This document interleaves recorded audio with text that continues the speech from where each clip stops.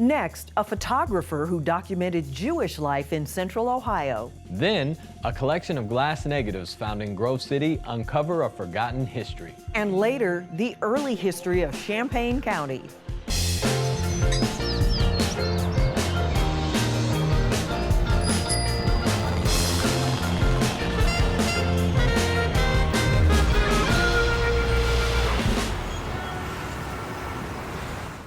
Support for Columbus Neighborhoods is provided by American Electric Power is proud to sponsor WOSU Public Media Columbus Neighborhoods.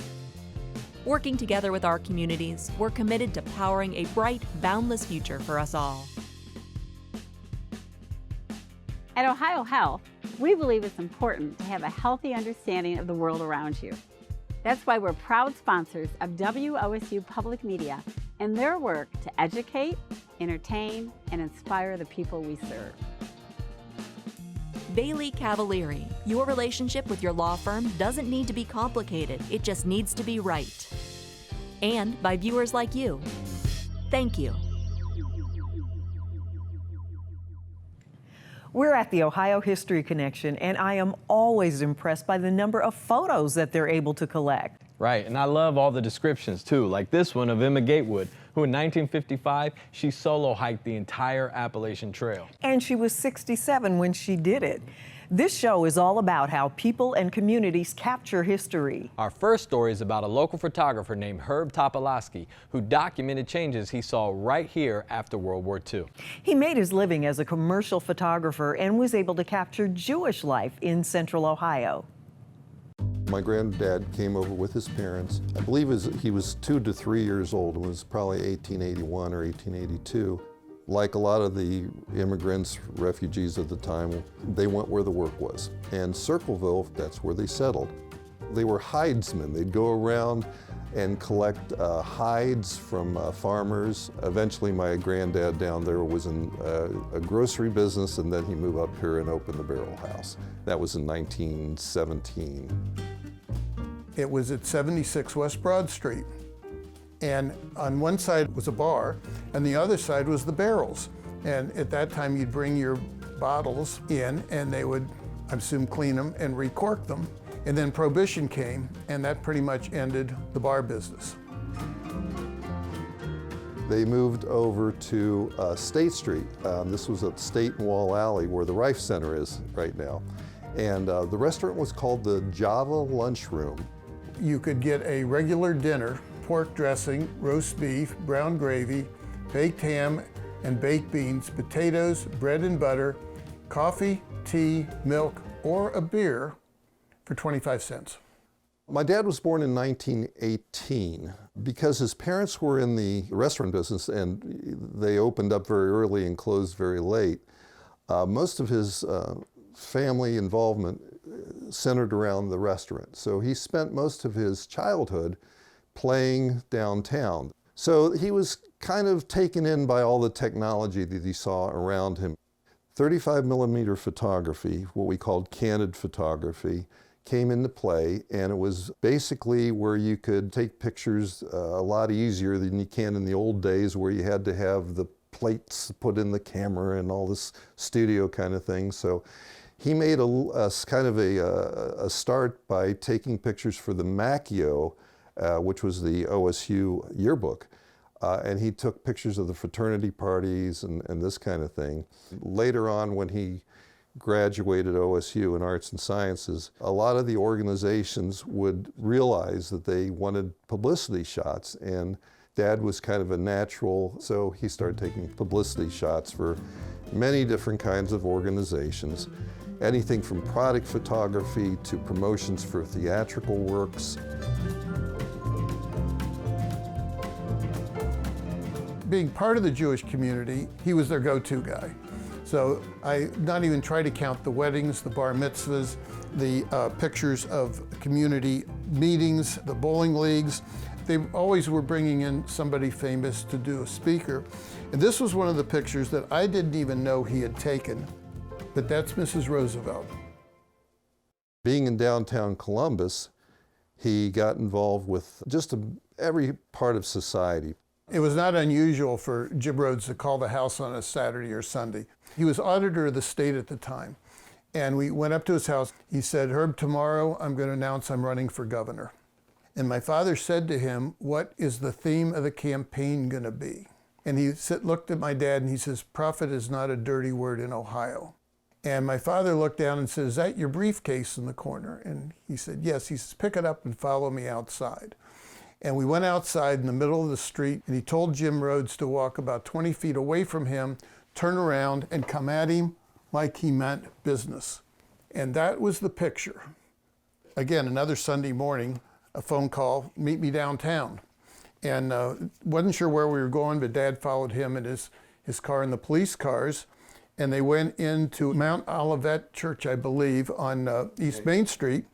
And when they came out, Dad shook his head and he says, "You're not going to believe who we just took a picture of." Rhodes found out that Martin Luther King was in town. And there's a picture of James Rhodes and Martin Luther King. Well, Dad liked to innovate a lot, and regardless of what situation he found himself in, people would stop by and say, "Hey, I need a picture of this, I need a picture of that." So as I understand it, when Wendy Thomas came in, they needed a picture. "Sit down, Wendy," and they just ran through a bunch of just candid shots, and there was good smiles, bad smiles. They were just looking for a quick, good little picture that they can build a logo from. The story is that Dad found some pipe cleaners to put in her pigtails to hold the pigtails where they needed to be. And this is the original photograph. When we closed the business in 2005, and I know there's at least 350,000 negatives, and they're stored in the order they were taken. So if we wanted to know what Dad was doing 50 years ago today, within a couple of days, we could go back into that collection and show you that he may have been taking pictures of paint cans in the morning and celebrities in the afternoon and a car accident somewhere in between.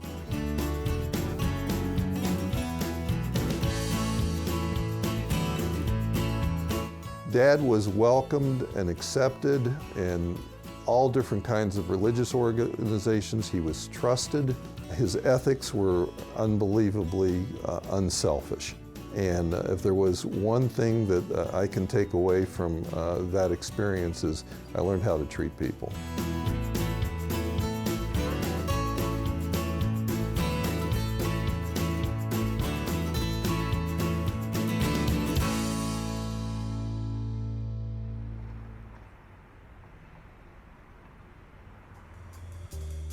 Next, what glass negatives found in a Grove City barn tell us about the history of Berwick. And then the Champaign County Historical Museum opens its vault. Pictures, as someone once said, are worth 1,000 words. But don't forget, the memories are priceless.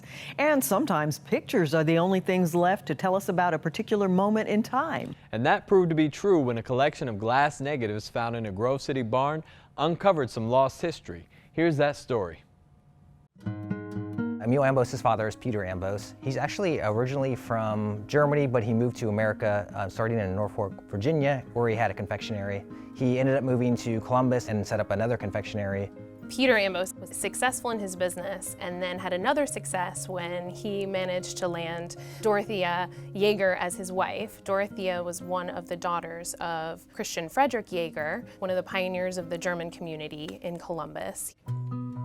Emil was born in 1844 in Columbus, and eventually Emil went into the liquor business.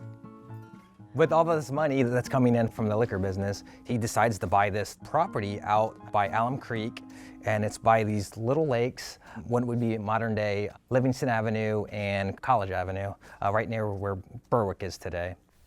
This property, we always hear stories about it in Columbus, but we've never had really great photographs. I had seen maybe one drawing of it at one time. And when we found this collection, it was a huge find for Columbus history, and particularly people of the East Side and Berwick. This is a property that is a pleasure ground. People go out there on beautiful, warm, sunny days. They sit by the water, they have a lovely picnic, they get in their rowboats, and they go out on the lake.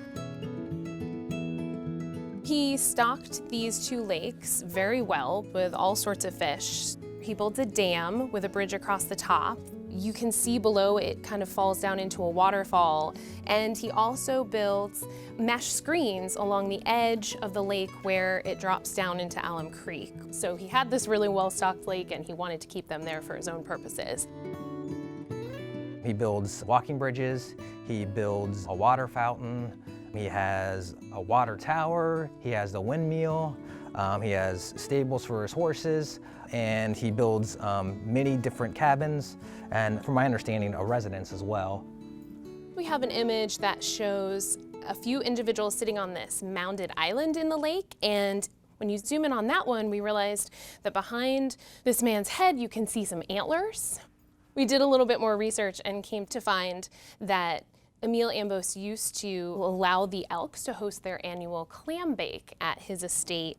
You can also importantly see his small-scale paddle boat, and that image was crucial to our research because that's the one that actually has his nickname written across the top, and that allowed Aaron to positively identify this property, these photographs.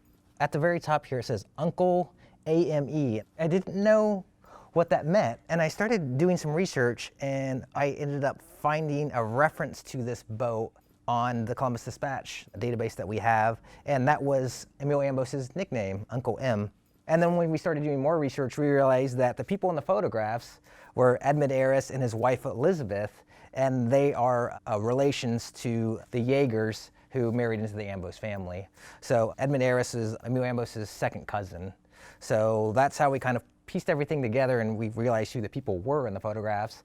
This would be the Aris and Yeager family. Edmund is actually very young in this picture, so we're able to date it into the late 1880s. We think he's about 12 in that photo. And we believe one of these men is Emil at a younger age. Emil did live quite an opulent lifestyle. He was known for his wide array of fashions. He was said to wear a different attire each day of the week to ride his horse, and ride, in fact, a different horse each day of the week. He was actually really well known as sort of a philanthropist, particularly to orphans. He's always mentioned in the dispatches giving food and clothing to kids, particularly African-American children. He's always throwing parties for them, especially during Christmas. He also has many servants or bodyguards. One in particular was Albert Carr. And from a young age, he was with Ambos and was one of his servants. Emil passes away in 1898. Emil's about 53 years old when he passes away, so really young. Not surprising, he dies of liver disease, a dealer in spirits. His will is very long and detailed, 17 pages long on legal sheets. It did take a long time for them to figure out too because it was so long and so detailed, and all these people are wanting money. He spells it out, who's gonna get his horses, who's gonna get his money. Emil Ambos leaves $500 to everyone who has worked for him. He does not itemize a list of these people. He also leaves $1,000 to Albert Carr because he's such a valued friend, but he does not articulate that Albert Carr works for him and should therefore also be privy to that additional $500. So Albert Carr is granted $1,000 as stated in the will. He sues for the $500, and then in the end they settle for $250. But it's actually Edmund Aris's father, John D. Aris, who represents Albert Carr to help him secure that financial settlement. He's very close with the family in so much that Edmund Aris and his wife Elizabeth sort of take him in as a child. And there's even a picture of him on the Aris's mantle right above their fireplace. Most important for the city of Columbus is that he bequeaths part of his property out in Berwick to the city. So out of that 116 acres, he's decided to leave 30-odd acres to the city in perpetuity to be operated as a park known as Ambos Park. And it's something that everyone, it seems, for the most part, quite enthusiastic about. But things get a little complicated, as they often do. The city councilmen take trips out to the property. One day they love it, they think it's beautiful, there's plenty of shade, it's gonna be this fabulous addition to the city. And then the next day they change their mind and decide, no, it's too far out. More likely, the real reasoning behind it is that Emil Ambos stated in his will the exact individuals he wanted involved in operating the park for their lifetime. They're not even sure if that's even legal to have people looking over the park for a lifetime. Lawyers were arguing about whether that can even be possibly done. So what they decide to figure out if they're going to accept the property or not is they have a seance. There's a city councilman who's a spiritualist, and he brings in a medium, and they want to rise Emil Ambos from the dead and have them speak to them about what he wants to be done with the property. And ultimately, they say they contact Emil Ambos from the grave, and he says to them, you know, I've changed my mind. I was going to give it to you, but now I think you're all short skates, and I don't want to give it to you anyway. With that, according to the papers, they rule not to take the property. 7 against it and 5 for it. It's quite interesting that the council member who initiated the seance was one of those in favor of the park. And he really wanted to contact Emil Ambos to seal the deal when unfortunately it backfired on him. Ultimately, it becomes Shady Lane Nursery, and they're a large nursery on the east side, dealing mostly through the early 1910s, 1920s. They ultimately decide to sell it to make a golf course. After the golf course, the property was redeveloped as a housing development. Now there are some lovely houses there, but back up lakeside.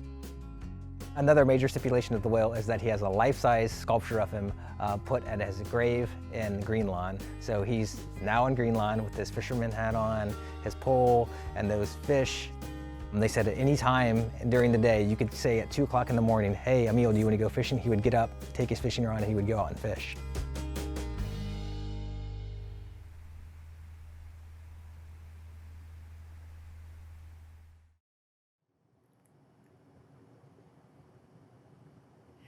How did we ever capture history before photographs? I mean, I have like 3,000 of them myself. I've got a few here and there, I guess. I'm sure you do.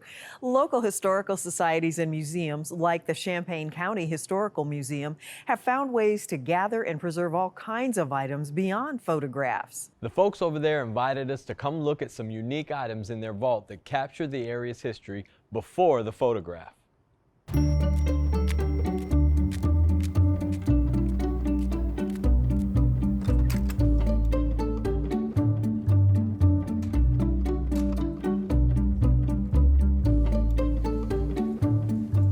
Hi, Dan.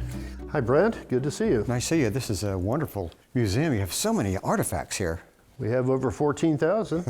Well, I know we're going to spend some time with Simon Kenton, who's an important figure in the development of Urbana. Who is he and where did he come from? Simon Kenton was actually born in Virginia in 1755. He came this way to Kentucky looking for cane fields. Before that, he had had a little fight with somebody and thought he killed the man, so he changed his name to Simon Butler. Ended up in Kentucky for quite a while, and then came this way about 1799, and he came up with a number of families. So to kind of put it in perspective, he's a contemporary of Daniel Boone, and he's one of the pioneers who's exploring the West, right? That's correct. Boone was actually younger. Simon Kenton saved Daniel Boone's life at the Battle of Boonesboro. One reason that people are more familiar with Daniel Boone than Simon Kenton is that Walt Disney came along and popularized him. Right. So. Right. He had an interesting relationship with the Native Americans here. He did. He knew them all. He had actually fought with General George Rogers Clark against them, but then over a period of time he came to know them very well, including the famous Shawnee chief Tecumseh. He was a captive of the Indians for a while, is that correct? He was captive several times and ran several gauntlets and escaped, and of course they had great respect for him for doing that. And then he was actually kind of an ally of Tecumseh, as you say, is that right? At one point he was. There was an incident in 1807. A man named Boyer was killed here in Champaign County, and the Native Americans were blamed for it. So they had what amounted to an inquest in Springfield, just south of here, in 1807. All the Indian chiefs attended. Simon Kenton attended. Simon Girty attended. Dr. Hunt and a number of other people in Springfield attended.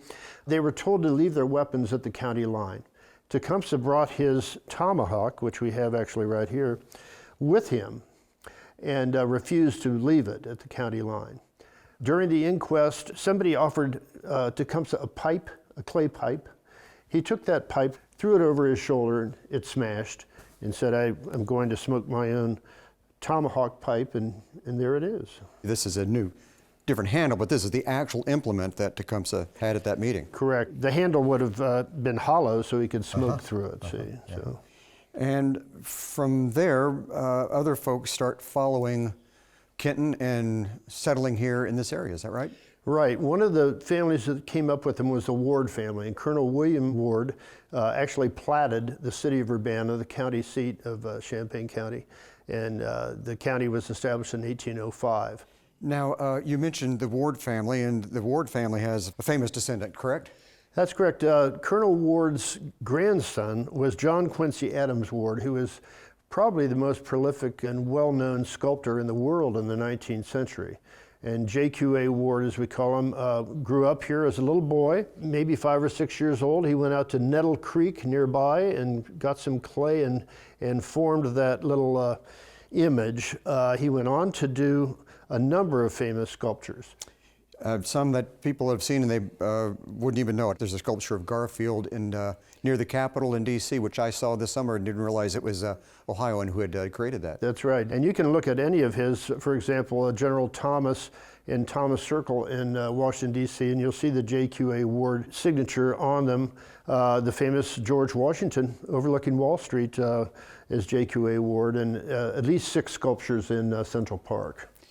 Well, you brought out some other fascinating items for us to look at. This is an unusual weapon for us today. What is this? The Fugitive Slave Act of 1850 was something that allowed slave owners to come up from the South and retrieve their slaves who had escaped. And one such slave was Addison White, who came up here via the Underground Railroad and ended up in Mechanicsburg, a village just to the east. A man named Utley Hyde was a conductor on the Underground Railroad and hid him.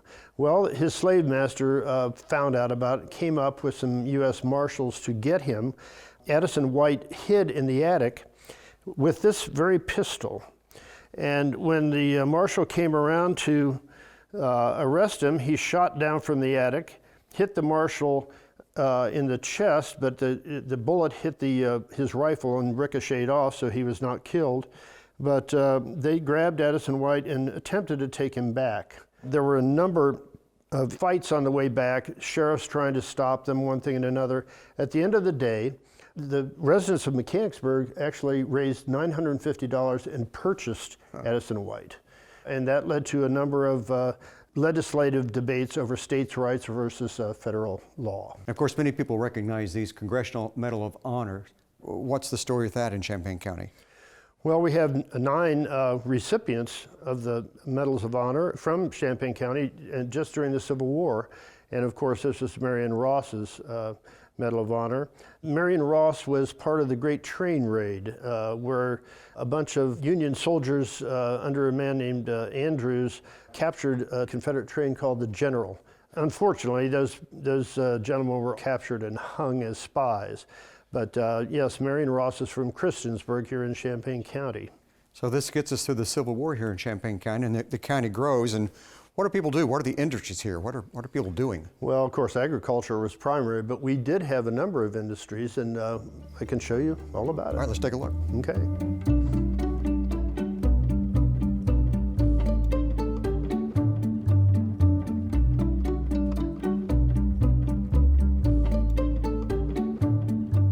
Well, Dan, I know agriculture has always been important in Champaign County, but after the Civil War, manufacturing starts to come up here. It did. In fact, we were at one time the broom capital of the world. We had 3 broom factories here, and then we got into these buggies and sleighs that you see displayed.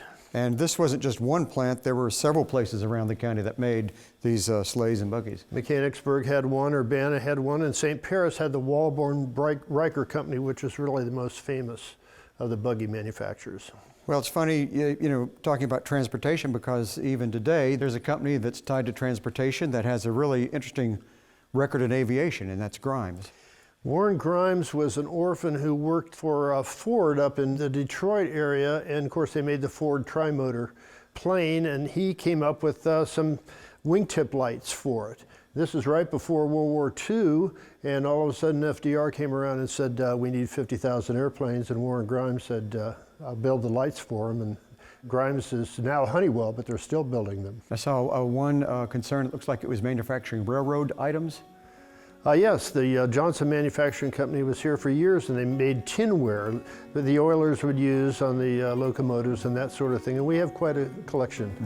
Well, we've only seen a small percentage of the items you have, and I think anybody would enjoy coming here and seeing what you've collected. Well, we hope to make it a destination and hope people will come over.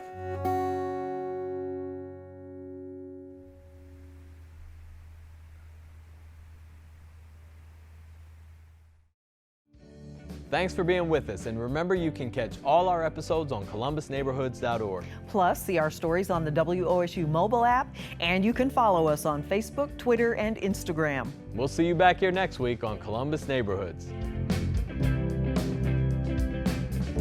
I have seen you in your darkest days. Would you ever let your feelings fade away? I can find you in the clear blue sky, checking out the stars without a wink of an eye. Space pattern on the highway sign. Support for Columbus Neighborhoods is provided by American Electric Power is proud to sponsor WOSU Public Media Columbus Neighborhoods. Working together with our communities, we're committed to powering a bright, boundless future for us all. At Ohio Health, we believe it's important to have a healthy understanding of the world around you. That's why we're proud sponsors of WOSU Public Media and their work to educate, entertain, and inspire the people we serve. Bailey Cavalieri, your relationship with your law firm doesn't need to be complicated, it just needs to be right. And by viewers like you. Thank you.